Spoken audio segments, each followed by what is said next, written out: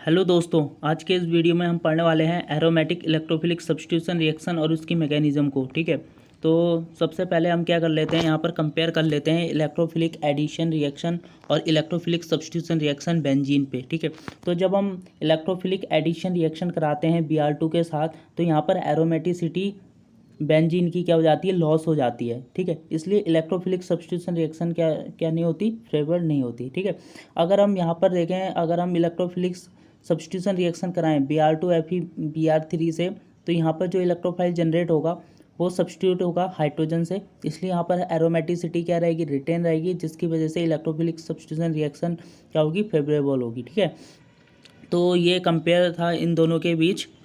ठीक है, कि बेंजीन एडिशन रिएक्शन क्यों नहीं देता। अब हम यहाँ पर कुछ पढ़ने वाले हैं इन टॉपिकों को, जिसमें हम हेलोजेनेशन, नाइट्रेशन, ठीक है, फ्रीडेलक्राफ्ट एल्काइलेशन, फ्रीडेलक्राफ्ट एसाइलेशन, ठीक है, और सल्फोनेशन के बारे में पढ़ेंगे। ठीक है, तो सबसे पहले हम देख लेते हैं mechanism of electrophilic substitution reaction of benzene. ठीक है, इसमें आपका पहला है हेलोजेनेशन। तो हेलोजेनेशन के बारे में हमने पढ़ाई था कि जो इलेक्ट्रोफाइल जनरेट होगा वो जाके बेंजीन में अटैक करेगा और आपको क्लोरोबेंजीन, ब्रोमोबेंजीन दे देगा। ठीक है, इसकी हम मैकेनिज्म देख लेते हैं। तो कैसे जनरेट होता है, जो ये इलेक्ट्रोफाइल होता है, ये इलेक्ट्रोफाइल जनरेट होता है किसके साथ, ये आपका इलेक्ट्रोफाइल है। ये इलेक्ट्रोफाइल कैसे जनरेट होता है, ये AlCl3 जनरेट करता है। ये आपका क्या है, लुईस एसिड है।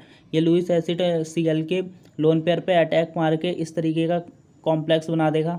ठीक है, फिर यहाँ से आपका जो AlCl4 है वो रिमूव होगा और आपका क्या जनरेट हो जाएगा, इलेक्ट्रोफाइल जनरेट हो जाएगा। इस तरीके से आप इलेक्ट्रोफाइल को जनरेट कर सकते हो। सेकेंड स्टेप में जो इलेक्ट्रोफाइल होगा, अब वो आपका बेंजीन रिंग पे अटैक मारेगा। ठीक है, तो बेंजीन रिंग में जैसे अटैक मारेगा वैसे ही ये इस तरीके का एरिनियम आयन बना देगा। ये क्या है, एरिनियम आयन, जिसमें एक कार्बन क्या है, sp3 हाइब्रिडाइज है और उसके नेक्स्ट वाली कार्बन पे पॉजिटिव चार्ज है। इसको बोलते हैं एरिनियम आयन। ठीक है, तो यहाँ पर एरोमेटिसिटी लॉस हो जाती है। उसके बाद ये क्या करेगा, रेजोनेंस स्टेबलाइजेशन करेगा। इस तरीके से रेजोनेंस स्टेबलाइजेशन होगा।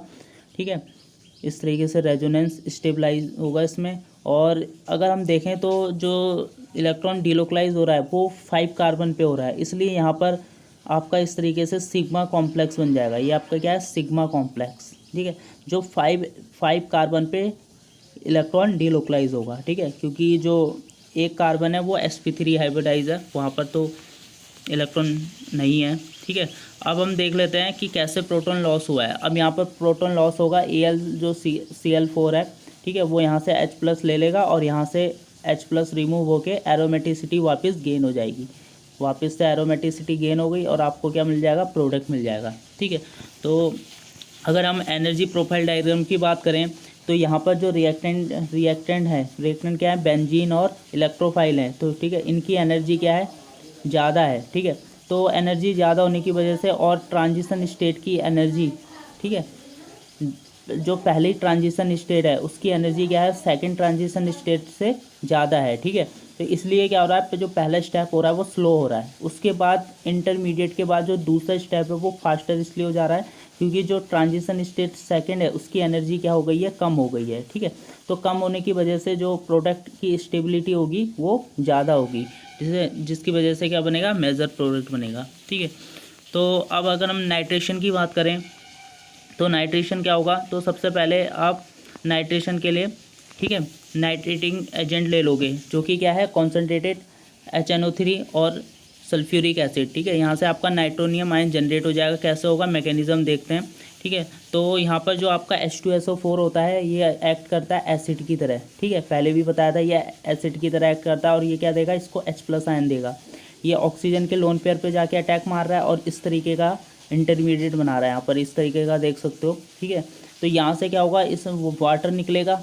ठीक है, H2O निकलेगा। उसके बाद आपका क्या जनरेट हो जाएगा, इलेक्ट्रोफाइल, और इलेक्ट्रोफाइल आपका क्या होगा, NO2 पॉजिटिव। ठीक है, नाइट्रोजन पे पॉजिटिव चार्ज होगा। तो ये इलेक्ट्रोफाइल क्या करेगा, अब जाके ये बेंजीन पे अटैक मारेगा। ठीक है, कुछ इस तरीके से यहाँ पर अटैक मारेगा। सेम वही एरिनियम आयन यहाँ पर आपका बनेगा, एरोमेटिसिटी की क्या हो जाएगी, लॉस हो जाएगी। ठीक है, तो मैकेनिज्म बिल्कुल सिमिलर है। ठीक है, इस तरीके से रेजोनेंस स्टेबलाइजेशन होगा और सिग्मा कॉम्प्लेक्स यहाँ भी बनेगा। और फिर उसके बाद प्रोटॉन यहाँ पर आपका रिमूव होगा। जो आपका HSO4 है ये कैटेलिस्ट की तरह एक्ट करता है, H2SO4। ठीक है, H2SO4 क्या है, कैटेलिस्ट है। ठीक है। तो यहाँ पर जो आपका HSO4 माइनस आयन निकला था, अब वो जाके क्या कर देगा, प्रोटॉन को एब्स्ट्रैक्ट कर लेगा। तो आपका क्या बन जाएगा, H2SO4 वापस मिल जाएगा। ठीक है। तो इसका मतलब ये किसकी तरह एक्ट कर रहा है, कैटलिस्ट की तरह एक्ट कर रहा है। ठीक है, एसिड भी है और कैटलिस्ट भी है। ठीक है। और अगर हम यहाँ पर देखें पाई और सिग्मा कॉम्प्लेक्स तो कैसे बनते हैं, अगर हम एल्कीन की बात करें जो डबल बॉन्ड है, ठीक है, एल्कीन में क्या होते हैं, डबल बॉन्ड होते हैं। ये जो डबल बॉन्ड होंगे ये क्या करेंगे, इस तरीके से कोऑर्डिनेट हो जाएंगे। ठीक है, इस तरीके से कोऑर्डिनेट हो गए, 3 मेंबर रिंग बना देंगे। यहाँ पर आप देख सकते हो 3 मेंबर रिंग बन गई इस तरीके से। ठीक है, इस तरीके से बना देते हैं। इन्हीं को ही क्या बोलते हैं हम, सिग्मा कॉम्प्लेक्स बोलते हैं।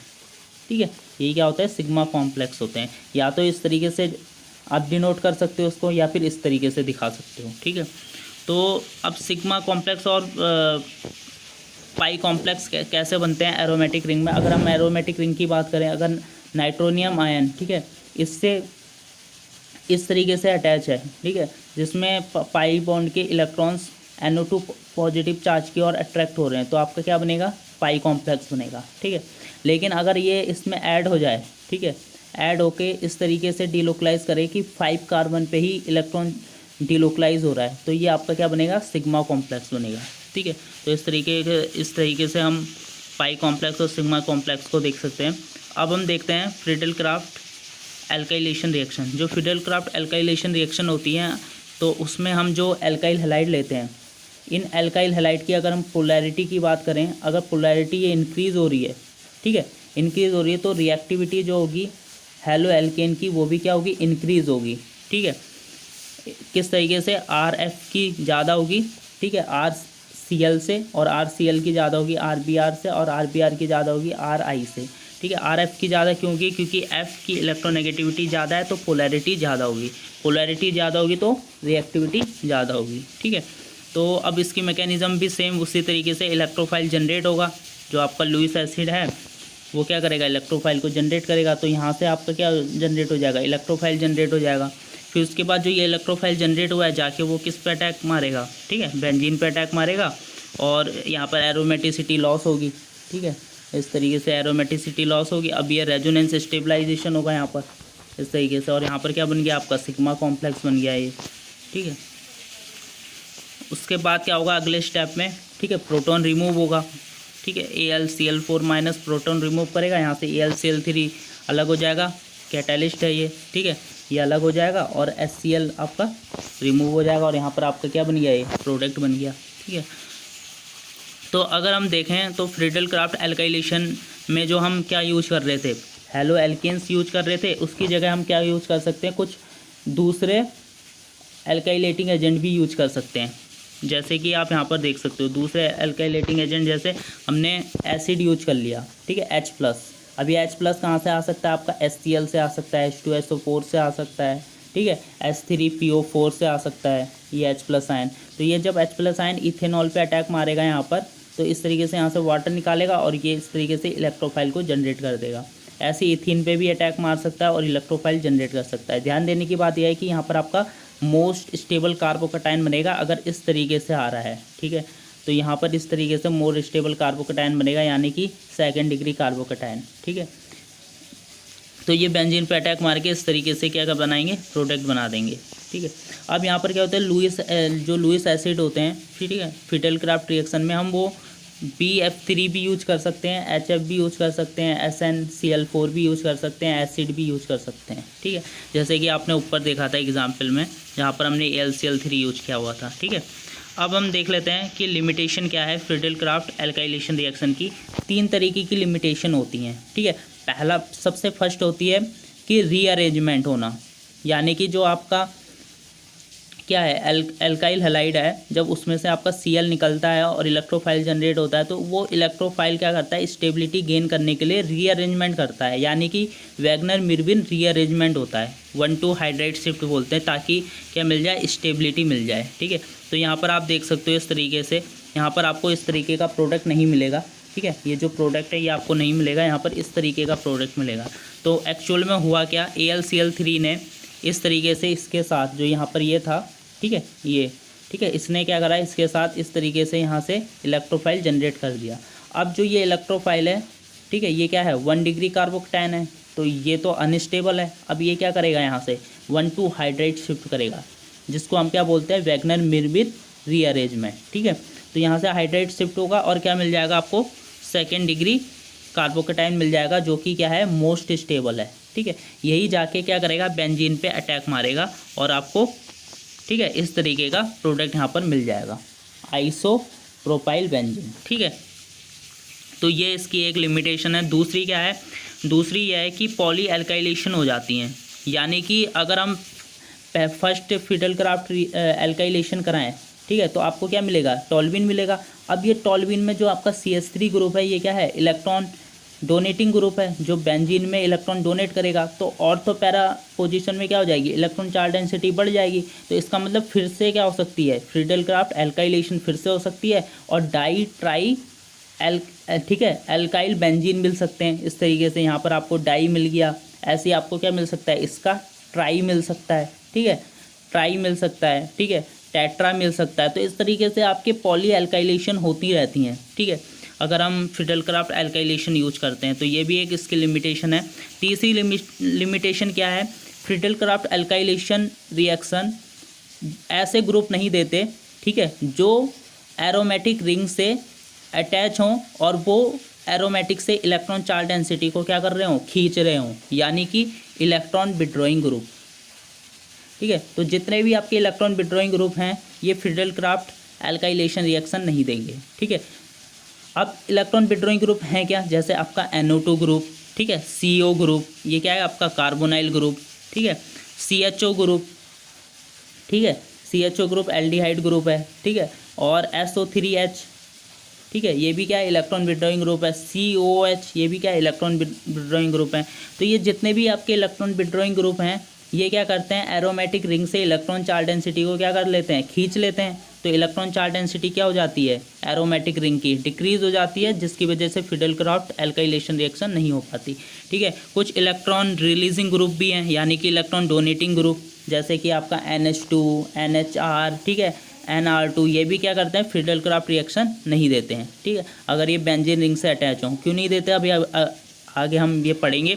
तो सबसे पहले हम ये देख लेते हैं इलेक्ट्रॉन विड्रॉइंग ग्रुप क्यों नहीं देते। अब जैसे हमने यहाँ पर इलेक्ट्रॉन विड्रॉइंग ग्रुप लगा दिया NO2 ग्रुप, ठीक है, तो ये क्या कर देगा, इस तरीके से इलेक्ट्रॉन चार्ज डेंसिटी को यहाँ पर डिक्रीज कर देगा। यहाँ पर लिखा भी है कि इलेक्ट्रोफाइल कैन नॉट अटैक, ठीक है, एन इलेक्ट्रॉन डिफिशिएंट रिंग। ठीक है, तो जो ये रिंग है, ये रिंग क्या हो गई है, इलेक्ट्रॉन डिफिशिएंट हो गई है, यानी कि इस पर पॉजिटिव चार्ज आ गया है। अगर हम फिडेलक्राफ्ट एल्काइलेशन की बात करें, तो वहाँ पर आपका क्या जनरेट होता है, इलेक्ट्रोफाइल जनरेट होता है। तो अब ये इलेक्ट्रोफाइल क्या करेगा, यहाँ पर रिंग पे अटैक नहीं मार पाएगा। क्यों, क्योंकि पॉजिटिव चार्ज क्या करेंगे, आपस में रिपल करेंगे। ठीक है, इसलिए फिडेलक्राफ्ट एल्काइलेशन रिएक्शन नहीं होती। अब जो इलेक्ट्रॉन रिलीजिंग ग्रुप हैं, यानी कि इलेक्ट्रॉन डोनेटिंग ग्रुप हैं, वो क्यों नहीं देते। अब जैसे यहाँ पर आपने NH2 लगा दिया, या फिर NH2R लगा दिया, या फिर NR2 लगा दिया, तो जो नाइट्रोजन के पास लोन पेयर है, यहाँ पर आप दिख रहा है नाइट्रोजन के पास लोन पेयर, ये क्या करता है, AlCl3 से कोऑर्डिनेट हो जाता है। अब ऐसा क्यों होता है, क्योंकि जो AlCl3 है वो क्या है, लुईस एसिड है। अब लुईस एसिड है, तो वो एसिड क्या करेगा, बेस से रिएक्ट करेगा, और जो आपका एनिलीन है, ये क्या है, बेस है। ठीक है, तो ये इस तरीके से यहाँ पर कोऑर्डिनेट हो जाता है, और कोऑर्डिनेट होके क्या कर देता है, जो बेंजीन रिंग है उसकी इलेक्ट्रॉन चार्ज डेंसिटी को डिक्रीज कर देता है। पहले एनिलीन क्या कर रहा था, इलेक्ट्रॉन चार्ज डेंसिटी बढ़ा रहा था रिंग की, अब क्या कर दिया, जैसे कोऑर्डिनेट हो गया, नाइट्रोजन में पॉजिटिव चार्ज आ गया, तो बेंजीन की जो इलेक्ट्रॉन चार्ज डेंसिटी थी वो क्या हो गई, डिक्रीज हो गई। तो इस तरीके से फिडेलक्राफ्ट एल्काइलेशन रिएक्शन यहाँ भी नहीं होगी। ठीक है, तो ये लिमिटेशन है जो हमने पढ़ ली। अब हम पढ़ते हैं फिडेलक्राफ्ट एसाइलेशन रिएक्शन में। तो फिडेलक्राफ्ट एसाइलेशन रिएक्शन में हम क्या यूज करते हैं, हम दो चीज़ यहाँ पर यूज़ कर लेते हैं। एक तो क्या है, ठीक है, एसिटाइल क्लोराइड है, ये आपका क्या है, एसिटाइल क्लोराइड है। ठीक है, दूसरा आपका क्या है, एसिटिक एनहाइड्राइड है। तो यहाँ पर हम एनहाइड्राइड भी यूज़ कर सकते हैं और एसिड क्लोराइड भी यूज़ कर सकते हैं। ठीक है, तो अगर हम AlCl3 डाल दें इसमें, तो यहाँ से जो इलेक्ट्रोफाइल जनरेट होगा वो क्या होगा, आपका CH3 C double bond O positive. ठीक है, ये इलेक्ट्रोफाइल होगा यहाँ पर, और जो ये इलेक्ट्रोफाइल है ये जाके क्या करेगा, बेंजीन पे अटैक मारेगा। तो हम इसकी मैकेनिज्म देख लेते हैं। ठीक है, तो यहाँ पर मैकेनिज्म क्या है, देखो फर्स्ट स्टेप में क्या हुआ, AlCl3 ने इसके साथ ऑक्सीजन के साथ कोऑर्डिनेट किया।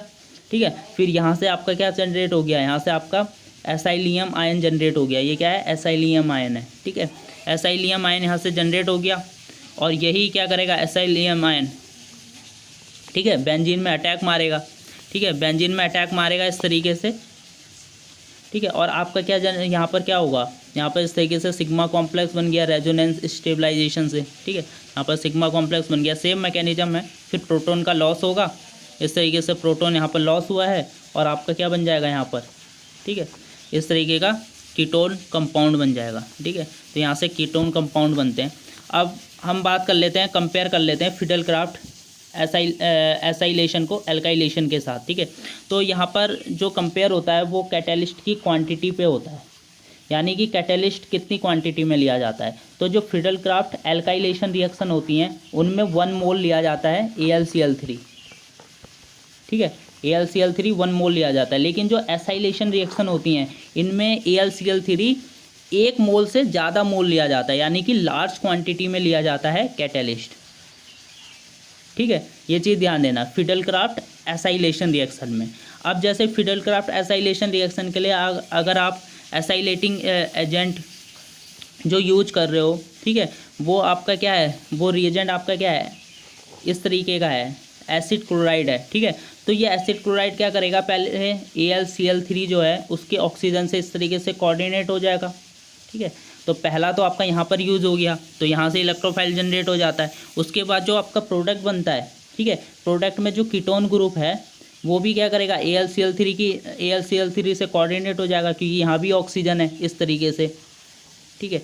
तो आपके कितने मोल यूज हो गए, 2 मोल यूज हो गए, यानी कि जब आप एसिड क्लोराइड लोगे तो 2 मोल यूज होंगे AlCl3 के। लेकिन जब आप एसिटिक एनहाइड्राइड लेते हो, यहाँ पर देखो मैंने लिखा हुआ है, जब आप एसिटिक एनहाइड्राइड लेते हो तो AlCl3 के कितने मोल यूज होते हैं, 3 मोल यूज होते हैं। अब ये 3 मोल कैसे यूज हुए, तो अगर हम ऊपर जाएँ जहाँ हमने फिडेलक्राफ्ट एसाइलेशन रिएक्शन देखी थी, ठीक है, ये तो यहाँ पर जो आपका एसिटिक एनहाइड्राइड है, ठीक है, एसिटिक एनहाइड्राइड ये क्या करेगा, यहाँ से इलेक्ट्रोफाइल यहाँ से क्या होगा, जनरेट होगा जब AlCl3 इससे कोऑर्डिनेट होगा, ठीक है। तो 1 मोल तो यहाँ यूज हो जाएगा, दूसरा मोल क्या होगा, यहाँ पर यूज होगा, यहाँ भी क्या है, ऑक्सीजन है, ठीक है। और तीसरा मोल कहाँ यूज होगा, यहाँ पर यूज होगा, क्योंकि जो एसिटिक एसिड जनरेट हुआ है किससे, एसिड एनहाइड्राइड से, वो भी क्या करेगा, AlCl3 से कोऑर्डिनेट करेगा। तो कितने मोल यूज़ हो गए, 1 2 3, ठीक है। तो 3 मोल यहाँ पर यूज हो जाएंगे। तो उसके बाद हम देख लेते हैं पॉली सब्स्टिट्यूशन की बात, ठीक है। पॉली सब्स्टिट्यूशन, जो पॉली सब्स्टिट्यूशन है फिडेलक्राफ्ट एसाइलेशन रिएक्शन में वो नहीं होता। किस में होता है पॉली सब्स्टिट्यूशन, फिडेलक्राफ्ट एल्काइलेशन रिएक्शन में।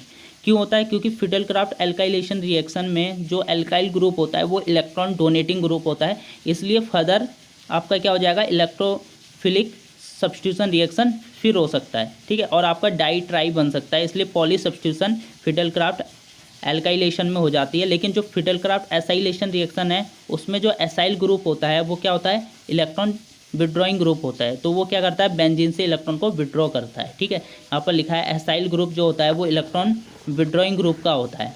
और जब अगर वो इलेक्ट्रॉन विड्रॉइंग ग्रुप का होगा, इलेक्ट्रॉन को बेंजीन से खींच लेगा तो क्या आ जाएगा, ऑर्थो पैरा पोजीशन में पॉजिटिव चार्ज आ जाएगा, ठीक है। तो आने वाले जो इलेक्ट्रोफाइल होगा, जब हम नेक्स्ट इलेक्ट्रोफाइल लोगे फिडेलक्राफ्ट एसाइलेशन रिएक्शन के लिए, एसाइल इलेक्ट्रोफाइल, तो वो ऑर्थो पैरा पे अटैक नहीं मार पाएगा क्योंकि वहाँ पर पॉजिटिव चार्ज है, ठीक है। तो इसलिए जो सब्स्टिट्यूशन होगा फिडेलक्राफ्ट एसाइलेशन में वो मोनो सब्स्टिट्यूशन होगा, ठीक है। तो फिडेलक्राफ्ट एसाइलेशन रिएक्शन में क्या होगा, मोनो सब्स्टिट्यूशन, ठीक है, मोनो सब्स्टिट्यूशन होगा। और जो फिडेलक्राफ्ट एल्काइलेशन रिएक्शन है उसमें क्या होगा, पॉली सब्स्टिट्यूशन, ठीक है। बस इतना डिफरेंस है यहाँ पर। अब हम बात कर लेते हैं कि फिडेलक्राफ्ट जो एसाइलेशन रिएक्शन है उसकी एप्लीकेशन को। तो एप्लीकेशन क्या है, जो आपका ये प्रोडक्ट दिख रहा है, ये प्रोडक्ट आपका फिडेलक्राफ्ट एल्काइलेशन रिएक्शन से जनरेट नहीं होता है। क्यों नहीं होता, क्योंकि वहाँ पर क्या हो जाती है, रीअरेंजमेंट हो जाती है, कार्बोकैटायन रीअरेंजमेंट हो जाता है, ठीक है, किसमें, फिडेलक्राफ्ट एल्काइलेशन रिएक्शन में। इसलिए ये आपका प्रोडक्ट नहीं मिल पाता था।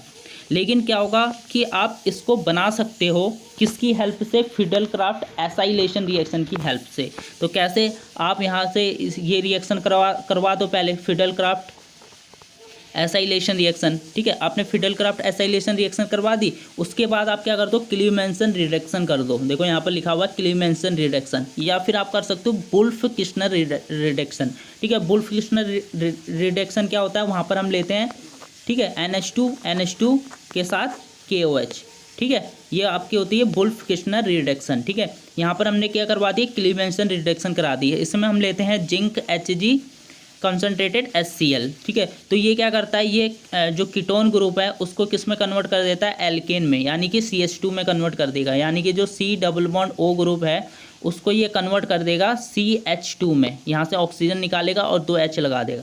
तो इस तरीके से आपको यहाँ पर ये प्रोडक्ट देखने को मिल जाएगा, जो कि आपको फिडेलक्राफ्ट एल्काइलेशन में नहीं मिल रहा था। ठीक है, तो ये एप्लीकेशन हो गई। फिर सल्फोनेशन जो रिएक्शन होती है वो रिवर्सिबल होती हैं, यानी कि फॉरवर्ड डायरेक्शन में भी जाएगी और बैकवर्ड डायरेक्शन में भी जाएगी, इसलिए ये बहुत इंपॉर्टेंट होती हैं सल्फोनेशन रिएक्शन। ठीक है, तो यहाँ पर जो आपका सल्फोनेटिंग एजेंट होता है वो है फ्यूमिंग H2SO4, और जो इलेक्ट्रोफाइल जनरेट होता है, जो इलेक्ट्रोफाइल है वो क्या होता है, सल्फर ट्राईऑक्साइड। ठीक है, ये पावरफुल इलेक्ट्रोफाइल है। ये इसलिए है क्योंकि इस तरीके से जब रेजोनेंस स्टेबलाइजेशन होता है, ठीक है, इलेक्ट्रोफाइल में, तो सल्फर पे पॉजिटिव चार्ज आता है। यहाँ पर आप देख सकते हो सल्फर पे क्या आता है, पॉजिटिव चार्ज। ठीक है, पॉजिटिव चार्ज आने की वजह से ये क्या होते हैं, पावरफुल इलेक्ट्रोफाइल होते हैं। ठीक है, तो यहाँ से आपका इलेक्ट्रोफाइल यहाँ पर जनरेट हुआ है। ठीक है, ये इलेक्ट्रोफाइल है। उसके बाद ये अटैक मारेगा बेंजीन पे।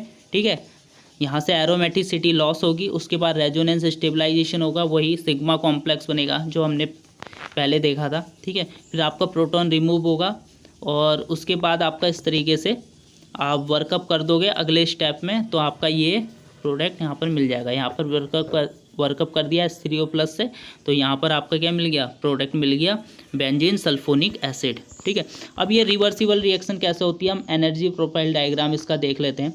तो अगर हम एनर्जी प्रोफाइल डायग्राम की बात करें, जो यहाँ पर आपको ट्रांजिशन स्टेट दिख रही है, ठीक है, इन दोनों ट्रांजिशन स्टेट की जो एनर्जी होती है वो क्या होती हैं, बराबर होती हैं। ठीक है, इक्वल एनर्जी होती हैं। इक्वल एनर्जी होने की वजह से ये बैकवर्ड डायरेक्शन में भी जा सकता है और फॉरवर्ड डायरेक्शन में भी जा सकता है। ठीक है, अगर फॉरवर्ड डायरेक्शन में जाएगा तो ये प्रोडक्ट आपको मिल जाएगा, ठीक है, बेंजीन सल्फोनिक एसिड, और अगर बैकवर्ड डायरेक्शन में जाएगा तो आपको क्या मिल जाएगा, ठीक है, रिएक्टेंट मिल जाएंगे, जिसमें आपका क्या है, बेंजीन और इलेक्ट्रोफाइल SO3। ठीक है, तो रिवर्स कैसे होती है, यहाँ पर रिवर्स जो होती है वो एसिडिक मीडियम में होती है। यानी कि अगर हम एक्वस एसिड ले लें, जैसे कि H+H2O, जिसको हम बोलते हैं H3O+, ठीक है, हाइड्रोनियम आयन, ठीक है, ये ले लें, तो यहाँ से क्या होगी, आपकी SO3 रिमूव हो जाएगा। ठीक है, तो डीसल्फोनेशन हो जाएगा, SO3 रिमूव हो जाएगा। ठीक है, SO3 रिमूव होकर यहाँ पर आपको क्या मिल जाएगा, सिर्फ बेंजीन मिल जाएगा। ठीक है, तो यही हमने क्या देखा था, बेंजीन की प्रिपरेशन में देखा था।